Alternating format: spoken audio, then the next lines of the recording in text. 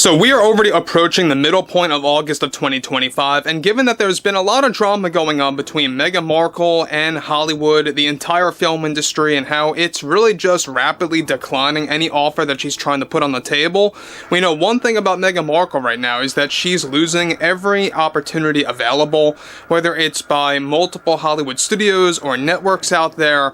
She really is beginning to realize that the walls are closing in for her time as an actress, as a so-called actress, I should say, within the film industry. This is Mike Zero. Subscribe if you're new, and like this video to see future updates. You can also follow me at Mike01. I thank you all so very much for the great and kind support. Now, there's a main reason out there why a lot of executives, producers, directors, writers, etc. do not want to work with Meghan Markle after what they learned about what she did to Netflix, about how hard it was for Netflix executives to get done with of course, the Meghan Markle series with Love, Meghan Season 2 specifically, which, by the way, reshoots just wrapped for that. But one thing is for certain here is that we know one thing has a lot to do with her personality. Her narcissistic behavior doesn't help at all. However, this is where it really begins to go out of control. Now, specifically, one thing about Meghan Markle right now is that we already know that she is really trying to really just put out any kind of a pitch to any studio out there, whether it's a major studio or an independent studio, whatever it may be. She's trying to get any kind of a role to be on the big screen or on a screen through, of course, streaming, whether it's this or that. She's trying to just stay as a working actress. However, with, of course, Meghan Markle still dealing with many Hollywood studios rejecting her altogether, one major development going on now involves more to do with her getting blacklisted/banned from the Disney company, and the true stories surrounding that and new details surrounding this act by the Walt Disney Company and its CEO, Bob Iger. Now, it turns out that the main reason why Meghan Markle was banned and blacklisted by the Disney company involved how she was already in the process of labeling multiple Disney executives, including Bob Iger, as part of the toxic male demographic when they decided to downgrade her payout for 3 projects that we're working on, of course, for the Disney Plus streaming service, specifically for Nat Geo. Now, specifically for National Geographic before she was actually banned outright, it turns out that Meghan Markle was indeed offered a voiceover narration role for a specific special or specials about tigers, rhinos, and whales for Nat Geo, that she was demanding Disney to actually pay her an estimated well over $15.5 million. Now, Disney wanted to only pay $15.5 million.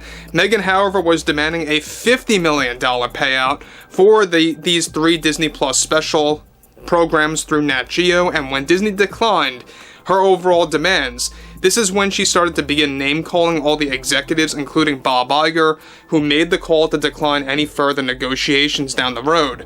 Things escalated quickly to the point where Disney then decided to cut off all ties from Meghan Markle and banned her from the studio. This involved Meghan losing all privileges that she was given to by Bob Iger previously months ago, including behind-the-scenes access for all Marvel and Star Wars films and television shows, along with Pixar and Disney live-action projects in that department, and getting a chance to spectate those projects while filming. The Nat Geo special is now being handed off to another well-known personality that Meghan Markle is already very jealous about, since it is aimed to be for actress Dakota Johnson to narrate these new Nat Geo projects for 2026 instead of Meghan Markle. Meghan is reportedly furious and jealous over the fact that Dakota Johnson is taking over her role as the narrator for the specials about tigers, whales, and rhinos, and though Meghan had done an elephant special with Disney some time ago in the past, it was not well received at all by the public. Meghan was also in talks with the Disney company to become a part of the new Disney live-action film centered on the Pirates of the Caribbean reboot, where Meghan Markle was going to play a short cameo appearance as a female pirate. This was the cameo that she was chasing after the greatest over at Disney, before that also went south when she was, of course, overly demanding an outlandish payout behind the scenes that Disney could not afford and refused to even agree to. Now, guys, let me say one thing about Meghan Markle. Now, I think that we could all safely agree that none of us would want to hear her narrating over a special about whales, tigers, and rhinos. But even more so, nobody would have ever wanted her to be a part of Pirates of the Caribbean in the form of a cameo. Now, I'm sure that her cameo is going to be very short. We're talking maybe a minute or two maximum, maybe a slightly more than that, nothing really substantial, but a cameo nonetheless, as a female pirate in the Pirates reboot, which, by the way, that movie is still a go. It's not going to have Johnny Depp, so as far as I'm concerned, no Johnny, no pirates, right? I always like to say that. But one thing about Meghan Markle here is that this is the main reason why she was excluded by Disney. She was banned / blacklisted by the Walt Disney Company, is that she was being very difficult to work with. She was being very much overly demanding with her payout. And to top it all off, she was name-calling the executives, even Bob Iger, blaming them as becoming part of that toxic male demographic.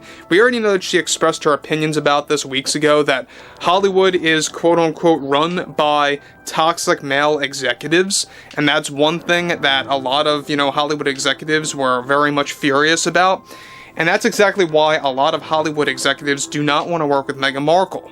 So, continuing on, multiple board members at Disney reportedly fully agreed with Bob Iger to stay away from Meghan Markle and to never negotiate with her again, since she causes nothing but trouble, and Disney even feared in the end that Meghan would further destroy their image. In addition to all of that, Meghan also is constantly trying to change Bob Iger's mind after he blacklisted her from the studio.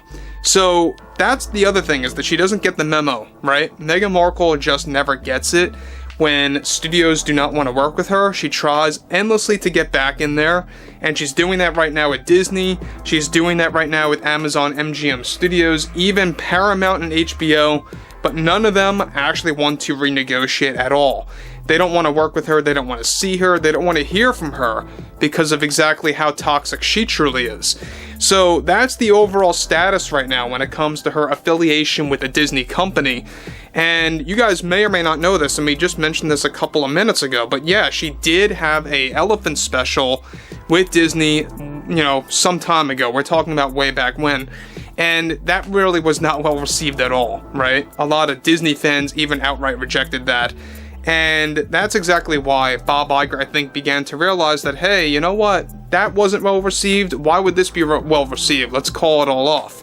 So, again, I'm not rooting for Bob Iger per se. I'm not really a fan of the CEO. I never really was. I thought that he was a terrible decision by the board to keep him over there, over at the Disney company. He has done nothing more than doubling down on the typical DEI agenda, and how that really has tarnished all brands associated with Disney, how it has tarnished the Disney image.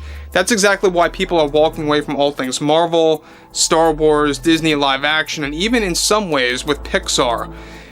Some projects here and there. But overall, I would love to hear what everyone has to say about this whole situation between Meghan Markle and the Walt Disney Company, and how Dakota Johnson, of all people, is taking over these narration roles, and how that's in the process right now, and how Meghan is just so jealous over the fact that someone like Dakota is getting that role.